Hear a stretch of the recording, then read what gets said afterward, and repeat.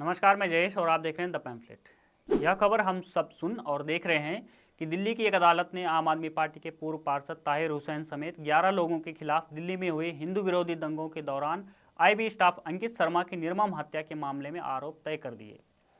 यह खबर आने के साथ ही लोगों ने उस समय को याद किया जब कई पत्रकार, कलाकार, संपादक, बुद्धिजीवी, नेता वगैरह ने हिंदू विरोधी इन दंगों की जांच शुरू होते ही यह कहकर ताहिर हुसैन का बचाव शुरू कर दिया था कि उसे जानबूझकर फंसाया जा रहा है। ताहिर हुसैन पर आरोप तय होने के बाद अब लोग ऐसे लोगों के वक्तव्य और ट्वीट वगैरह कोट करते हुए इनसे सवाल पूछ रहे हैं। इनसे सवाल पूछा जा रहा है कि अब क्या कहोगे। इस पर बात करने से पहले एक नज़र कोर्ट के फैसले पर डाल लेते हैं। कोर्ट ने जिन अन्य 10 लोगों पर आरोप तय किए हैं, इनमें हसीन, नाजिम, कासिम, समीर खान, अनस फिरोज, जावेद, गुलफाम, शोएब आलम और मुंतजिम शामिल हैं। कोर्ट ने अंकित शर्मा हत्या में आरोप तय करते हुए माना है कि ताहिर हुसैन भीड़ पर निगरानी रखने और उन्हें प्रेरित करने के लिए लगातार काम कर रहा था और यह पूरी तरह से हिंदू विरोधी दंगा था जो हिंदू समाज को अधिक से अधिक क्षति पहुंचाने के उद्देश्य से योजनाबद्ध तरीके से किया गया। अदालत का यह मानना है कि भीड़ के इन कृत्यों से यह स्पष्ट होता है कि उनका उद्देश्य हिंदुओं को और उनकी संपत्ति को अधिक से अधिक नुकसान पहुंचाना था। यह भी स्पष्ट रूप से दिख रहा है कि यह भीड़ जानबूझकर हिंदुओं को भी मारना चाहती थी। हालांकि अदालत को इस निष्कर्ष पर पहुंचने में 3 वर्ष से अधिक लग गए कि हिंदू विरोधी इन दंगों में ताहिर हुसैन की भूमिका क्या थी। यह आश्चर्य की बात नहीं है। न्यायपालिका के काम करने के तरीके को भारत अब तक स्वीकार कर चुका है। दिल्ली के इन हिंदू विरोधी दंगों में ताहिर हुसैन की भूमिका को लेकर आम भारतीयों के मन में कोई संशय नहीं था। जिस तरह के साक्ष्य सामने थे, उन्हें देखते हुए केवल खास भारतीयों को किसी तरह का भ्रम हो सकता है।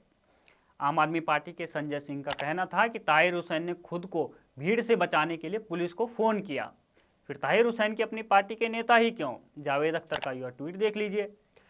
पिछले कुछ वर्षों से अपराध को न केवल सांप्रदायिक ट्विस्ट देने में बल्कि उसका तत्काल निवारण कर विरोधियों को दोषी करार देने और अपनों को क्लीन चिट देने में फैक्ट चेकर जुबैर की भूमिका अत्यंत महत्वपूर्ण हो चली है।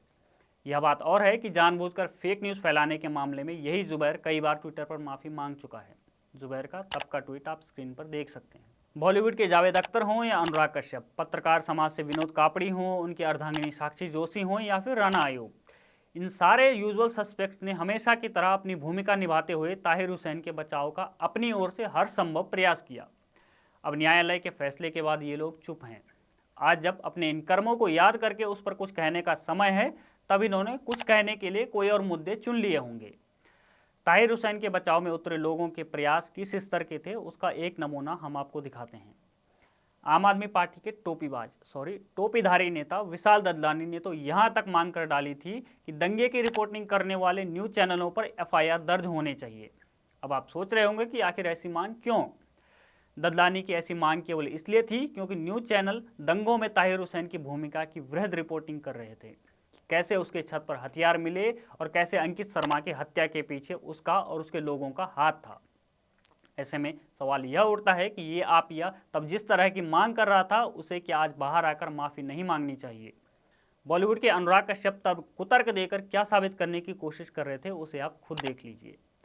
कुतर्क सामने रखकर ताहिर हुसैन का बचाव करने वाले इन लोगों में एक जोड़ा साक्षी जोशी और विनोद कापड़ी का था। इस जोड़े ने ताहिर हुसैन को केवल इसलिए निर्दोष घोषित कर दिया क्योंकि ताहिर हुसैन ने पुलिस को फ़ोन किया था। इनका कुतर्क यह था कि पुलिस को फ़ोन करने वाला दोषी कैसे हो सकता है।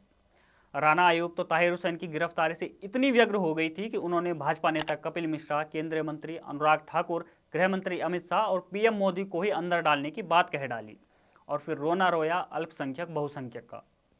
बॉलीवुड के सीनियर एजेंडाबाज जावेद अख्तर ने ताहिर हुसैन का बचाव करते हुए यह प्रश्न पूछा कि दिल्ली पुलिस एक ही व्यक्ति के पीछे क्यों पड़ी है। प्रश्न यह है कि किसी अपराध की पुलिस या अन्य सुरक्षा एजेंसियों द्वारा जांच पूरी किए जाने से पहले ही ये लोग क्यों और कैसे किसी को क्लीन चिट दे देते हैं, कैसे किसी को निरपराध बता देते हैं। क्या कानून, देश या समाज के प्रति इन लोगों की जिम्मेदारी कुछ नहीं है? क्या यह अपनी पोजीशन और इन्फ्लुएंस का गलत फायदा उठाने का मामला नहीं है? जिन दंगों में हिंदुओं की दुकानों को चिन्हित करके उन्हें नष्ट करने का काम किया गया, उसे सोशल मीडिया पर माहौल बनाकर मुस्लिम विरोधी दंगे बताने का प्रयास क्यों किया गया? ऐसा करने और पहले से ही अपराधियों को निरपराध बताना क्या साजिश नहीं है? जांच पूरी होने से पहले ही कानून व्यवस्था के लिए जिम्मेदार पुलिस महकमे पर बार बार प्रश्न उठाकर क्या साबित किया जाता है? यह क्या बिना किसी सबूत लोगों के मन में व्यवस्था के प्रति भ्रम और शंका पैदा करने की साजिश नहीं है।